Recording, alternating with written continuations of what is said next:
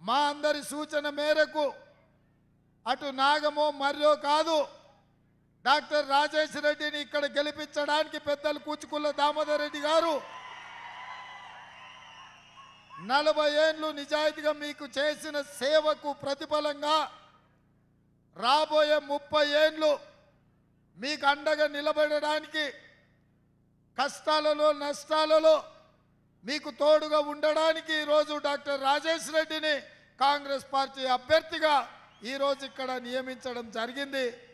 దామోదర్ రెడ్డి గారి అండతో తప్పకుండా రాజేష్ అత్యధిక మెజార్టీతో ఇక్కడ ఎమ్మెల్యే గెలుస్తాడని నేను భావిస్తున్నా.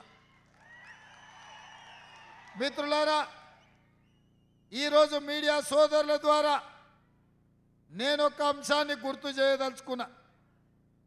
నాడు నిజాం నిరంకుశ పాలన నుంచి ఈ తెలంగాణ ప్రాంతానికి విముక్తి జరిగిన తర్వాత మొట్టమొదటి ముఖ్యమంత్రి బూర్గుల రామకృష్ణారావు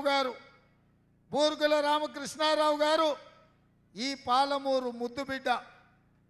మళ్ళీ 75 సంవత్సరాల తర్వాత ఈ పాలమూరులో పుట్టిన నల్లమల్ల అడవుల్లో పెరిగిన నన్ను శ్రీమతి సోనియా గాంధీ గారు తెలంగాణ కాంగ్రెస్ పార్టీ అధ్యక్షుడిగా ఇంత గొప్ప పెద్ద బాధ్యత చిన్న వయసులో నాకు ఇవ్వడం జరిగింది.